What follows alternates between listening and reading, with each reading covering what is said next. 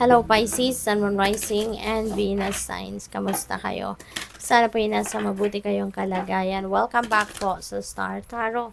At kung bago kayo rito, welcome din po kayo. Please subscribe, like, share my videos, and leave me a comment kung nakaresonate kayo. So, Pisces, first message ninyo, enjoy success and happiness. Wow! So, ibig sabihin nito, very successful kayo ngayon or magiging successful kayo. Kaya nga iniimbitahan kayo rito na i-enjoy ninyo yung inyong tagumpay. Wow. And happiness. Magiging masayang masaya. So, maaari no, na makukuha mo na ngayon kung ano yung mga minimithi mo sa buhay. Maraming biyaya siguro ang dadating. Kaya ikaw ay magiging masayang masaya. 'Di ba? Maaring yung success na yan, financial or material success. Or pwedeng tagumpay sa pagharap ninyo sa problema. Na-survive ninyo, yung ganon, kaya kayo ay magiging masayang masaya. So, congrats and good luck. And by the way, maraming salamat for subscribing to my channel. And if you haven't subscribed yet, subscribe na po kayo. Thank you. So, we also have guilt. I release any beliefs that no longer assist in my soul's growth. So, alam mo, kapag may guilt feeling ka, negative energy ito, no, by the way. This is negative energy. We don't want negative energy. We don't want to entertain negativity sa buhay natin kasi, 'di ba? Kung ano yung nararamdaman natin or iniisip natin na negatibo, naku, mag-a-attract yan ng marami pang negatibong pangyayari sa buhay natin. Kaya we don't want that. We don't want this. And isa pa, hindi mo kailangan na mag-guilty. 'Di ba, Pisces? Bakit ka magi-guilty? 'Di ba? Hindi mo kailangan mag-guilty just because kailangan mong gawin ng kung ano ang tama. 'Di ba? Kasi feeling ko dito, meron kayong mga realization siguro na meron kayong mga pinaniniwalaan kunyari, 'di ba? May mga beliefs may beliefs kayo na matagal na ninyong sinusunod, pina-practice sa buhay, but maybe na-realize mo na for the longest time wala namang naging magandang epekto yun sa buhay mo or wala namang nangyayaring maganda sa buhay mo. 'Di ba? Na-link doon sa inyong mga paniniwala. Kaya maaaring gusto mo nang i-let go yan. Gusto mo nang alisin sa buhay mo. Gusto mo nang baguhin ang paniniwala mong yan. Or gusto mong mag-embrace ng panibagong belief system sa buhay mo. And maaaring kaya kayo nagigilty. No, maybe you are feeling guilty because for the longest time sa buhay mo, pina-practice mo 'yon. No, ginagawa mo 'yon, sinusunod mo. Maaring minana mo pa yung paniniwalang 'yan, no, sa mga ano ninyo, sa mga loved ones ninyo na alam mo 'yon, mga ninuno nyo pa, 'di ba? Tapos ngayon kaya maaring nagigilty kayo kasi feeling ninyo kayo yung magbe-break, 'di ba? Ng paniniwalang 'yon. No? Or sa pamilya ninyo, kayo yung unang-una siguro na hindi nasusunod sa paniniwalang yon. Kaya kayo nagigilty. You know? But sabi dito, I release any beliefs that no longer assist in my soul's growth. Diba? Hindi siya sumusuporta sa pag-grow mo. 'Di ba? Sa soul's growth mo. Hindi, kung ano man ang paniniwala na to, hindi, alam mo sa sarili mo na hindi naman ito nakakatulong sa iyo. So why would you keep that belief, 'di ba, sa buhay mo in the first place? Na kumbaga magiging clutter na lang siya sa buhay mo. 'Di ba? So, 'yun. So sana hindi na kayo mag-guilty.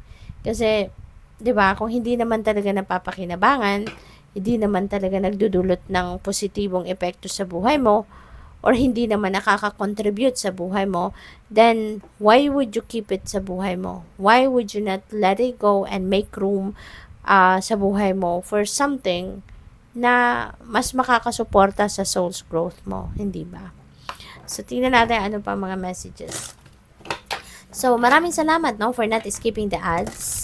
Malaking bagay yan sa akin. Thank you. And kung gusto po ninyong mag-member sa channel, please click the join button sa baba ng video. Thank you. At sa mga cross-watchers natin out there, maraming salamat po for being here. Nine of Pentacles, napakaswerte ninyo, napakagandang sitwasyon ito or energy ito related sa inyong kaperahang aspeto, sa inyong finances, no? Kasi, ano na to, tignan mo. Dami niyang alahas, 'di ba? Kalalaki ng alahas niya. Kasi, maaari ngayon ano, matagal ng siguro ang iba sa inyo Pisces, matagal niyo din na gusto na magkaroon ng mga ganiyang kalalaking alahas, 'di ba? Gusto niyo din mag-invest 'no, sa mga ganiyang ano, kayamanan at maaaring hindi kayo you don't have the liberty to do that in the past. Pero ngayon, na you are receiving the fruit of your labor, you are going to enjoy, 'di ba? Kung ano man ang bunga ng inyong pagsisikap, kaya maaring magawa niyo na 'yan, no? Kaya congrats sa'yo. I-enjoy ninyo kasi that is your money. Pinaghirapan mo 'yan, pinagtrabahuan mo 'yan. You work hard for you to be able to get that, 'di ba? Kaya i-enjoy ninyo. At yun lang, kailangan na i-manage ng maayos, 'di ba? It could be a big chunk of money coming in, no? So, sana mas maging ano lang kayo, maging disiplinado lang kayo sa pagma-manage ng inyong kaperahang aspeto, 'di ba? And you deserve to treat yourself then, 'di ba? At saka kung alahas talaga ang gusto ninyo, 'di ba? Investment 'yan eh, 'di ba? So, good luck sa iyo and congrats. Kasi finally, 'di ba, after ng hirap, no, na dinanas ninyo, blood and sweat siguro, talaga ang pinuhunan ninyo, no, para makarating kayo sa ganitong punto. Kaya, congratulations sa inyo. Na ngayon, magkakaroon na kayo ng financial freedom, financial comfort, prosperity, abundance. So, good luck and congrats. So, chariot energy. This is success. So, meron naghihintay sa inyong tagumpay. Maaring ito na yon, no? Ang tagumpay na naghihintay sa inyo. Or there could be something else na binabala kayong gawin ngayon. Na ngayong nagtagumpay kayo, ito na yung fruit of your labor. Maaring meron kayong bagong plano na gagawin. Maybe you're going to invest. Maybe you're going to you're planning to grow your money somewhere, no? Kung ano man saan man kayo mag-i-invest, mga ganun. Or ano man ang gagawin ninyo, magpuput up man kayo ng business or whatever, merong success na naghihintay sa iyo. Kasi si Chariot, ano ito determinado, focused, 'di ba? Eye on the prize, no? Kaya kung ano man dito yung susunod din yung gagawin or pinaplano ninyong gawin, talagang pagsisipagan mo 'yan, mas lalo kang magsisipag, mas lalo kang magiging determinado kasi nagtagumpay ka na eh, and you are heading towards another success, 'di ba? And also travel, no? Baka ang iba sa inyo dito Pisces magta-travel. Kaya good luck sa iyo at mag-iingat kayo. Page of Wands, this is news coming in, no? This is news regarding opportunity. So, siguro, pwedeng yung gusto ninyong gawin, yung susunod din yung gagawin could be related to this, this could be an offer para sa iyo na baka yung creative prowess ninyo, yung magagamit ninyo rito, yung passion ninyo, magagawa nyo na, maaaring ganon. Kaya magiging excited kayo dito sa opportunity na yan. So, ang swerte-swerte ninyo talaga. Kaya man merong sun energy kayo, enjoy success and happiness.